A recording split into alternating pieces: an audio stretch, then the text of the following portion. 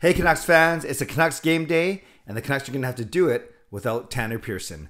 I'm Clay Emo, I'm at Canuck Clay on Twitter, I'm at Clayton Emo on Instagram, I'm the founder of the GLCPC, the Good Looking Canucks Positivity Club. This is my Canucks take, all in one take, got to do that little shimmy there. It's Clay's Canucks commentary for Friday, March the 19th. This is where you get Canucks insight that's positive and timely. I want to give a shout out to my Hall of Fame members, Jens95, simalexander, Just Incredible, nucksfan number 29, and Lucas Gates. Thanks for your support as always. And thanks to the support of all members of all levels. You're listed in the video description. If you want to become a member of the CCC Crew, simply press join underneath this video or underneath any of my videos or on the memberships tab on my YouTube channel. A couple programming notes. Firstly, post-game live stream tonight, 7:15. Make sure you join me. And then the last 15 or 20 minutes, I'll be playing with my new toy, as I've been saying. And if you follow me on Twitter, Instagram, or Facebook, you probably know what I'm talking about, but it's just going to be fun hanging out with you for a little bit after the formal part of my stream tonight. And tomorrow I'll be announcing my giveaway with Monkey 9 Brewing, the sponsor for all my post-game live streams. I'm looking forward to announcing details, sharing details of that, giving you a chance to win a gift certificate to the brew pub. Okay, today, Vancouver, Montreal, massive game. Firstly, in the standings, Montreal is 2 points up on Vancouver with 4 games in hand. Now, if the Canucks somehow beat Montreal twice, of course they don't make up any games in hand because they're playing against each other, but they could be 2 points up on Montreal as opposed to 2 points down, and then with Montreal still has that 4 games in hand. I don't worry about Edmonton, Toronto, and Winnipeg, as you guys know. I worry about Calgary and Montreal as the teams that Vancouver needs to beat and to catch and pass and stay ahead of for the final playoff spot. So obviously, goes without saying, this is a massive game tonight. Lineup notes, Thatcher Demko starts again. Why not? He's been the #1 reason why the Canucks have won 7 of their last 9. And then Jimmy Vesey and Anton Roussel are coming in for Tanner Pearson and for Jalen Chatfield, who inexplicably dressed as a forward or 7th D, whatever you want to call it, but played 2 minutes on Wednesday night. So my guess is that the Canucks will roll out lines looking like Bo, Brock, and Hoglander on the top line, Miller, Vesey, and Virtanen on the second line. Then you have Sutter and Gaudette as your 2 centers, and then any mix of Harlock, Mott, McEwen, and Roussel as your bottom 6.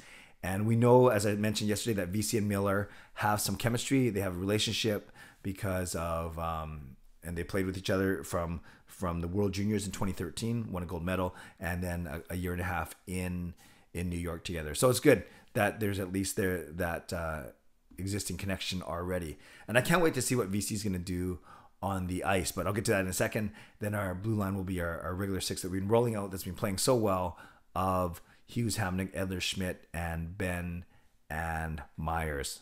Okay, let's get back to VC and more importantly, more relevant, Pearson.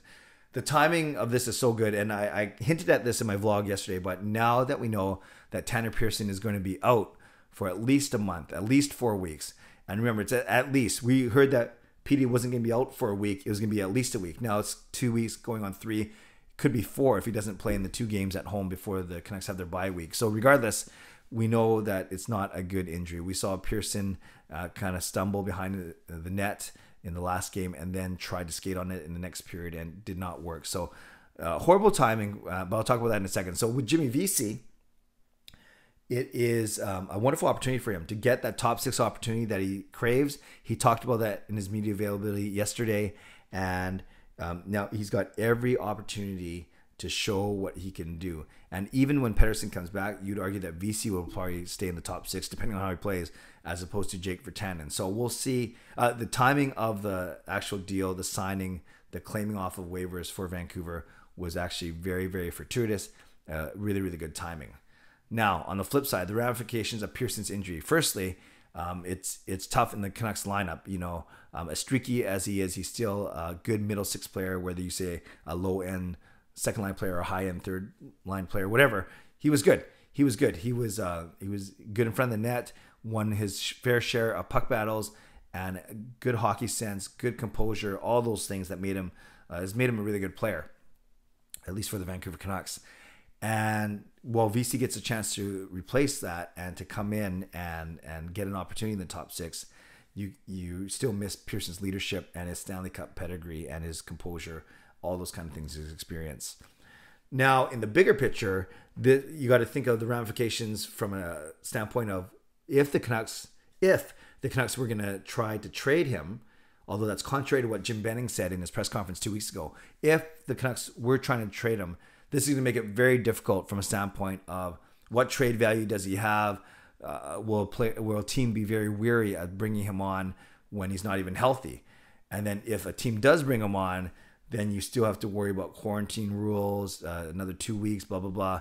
So I'm not saying it's going to be 6 weeks, but even if it's 4 weeks now, you almost have to make that trade 2 weeks before. Well, you got to make the trade now anyways, because trade deadline is coming up in 2 weeks. But you got to make the trade relatively soon, because then it's the 2 weeks of quarantine as well. And you want to get that inside the 4 weeks. Obviously, you're not going to wait till he's healthy and then start the 2 weeks of quarantine. So my point is, if the trade's going to happen, it's still got to happen within the next week or so for it to make sense for any team to do it, to get Tanner Pearson back in the lineup for a playoff run. But then again, we don't know if it's going to be exactly 4 weeks. That's the tricky part. If they're saying at least 4 weeks, it could be 5, it could be 6. And then really, who's going to trade for him for a guy who might not even get to suit up for them until the last game of the season, last week of the season, if that. So very, very tricky situation here. Not the best timing if you're hoping that the Canucks could trade him for a second, third round pick, whatever the asking price would have been. How does this affect his future going forward with the Canucks?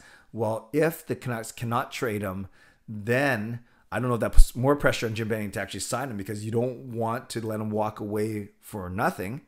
But at the same time, you don't want to sign him just so you don't have to look like he's walking away for nothing. So I think that's going to be a very, very interesting thing to keep an eye on. If the Canucks fail to move Tanner Pearson at the deadline, and again, we don't even know if they're planning to, we just think they should.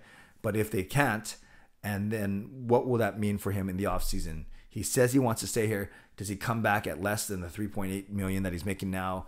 Would he come back for 2.5 or 3? And even with that, will the Canucks be able to fit him in? And maybe Jimmy Vesey, if he plays really well, maybe you can bring Jimmy Vesey back for $1 million, $1.2 million, as opposed to Tanner Pearson, who would be at least double that. So many interesting things to watch. So the ramifications of Tanner Pearson's injury are both short-term, i.e. Jimmy Vesey gets in the lineup and probably gets his spot, and more importantly, middle term, what's going to happen during the trade deadline with him, and then more longer term, what's going to happen for him here in the future as a Vancouver Canuck. So I love your comments on that, on how does this Tanner Pearson injury affect the team short term, mid term, and long term. Again, short term, right now, Jimmy Vesey's in. Mid term, what's going to happen at the trade deadline. Long term, what's going to happen from this postseason on with Tanner Pearson. Leave a comment below. I love to read, react, and reply as always. Oh, and by the way, thanks for the great feedback to my vlog yesterday about VC and about the state of Canucks coverage and content here. I was in Vancouver. I was thrilled to get so many affirmations. Thank you. It's not about that, but I was also, more importantly, thrilled to learn about, interested to learn in who else you guys watch and listen to. So thanks for all that. I will respond to those messages later today while I'm on spring break, or my kids are on spring break and my wife's on spring break, and I took a couple of days of off, so I can actually watch tonight's game from the start at 4 p.m. instead of rushing home from work. So make sure you join me for the live stream at 7:15 tonight, and yeah, it's gonna be a lot of fun. It'll be a little different near the end, but I think it'll be well worth our time together. In the meantime, leave a comment below. I love to read, react, and reply as always. Subscribe if you'd like to, like this video if you'd like to, become a member of this channel if you'd like to. Stay safe, stay healthy, take care of yourselves, and take care of each other. Have a great day. God bless. And enjoy the Canucks game. Go Canucks go.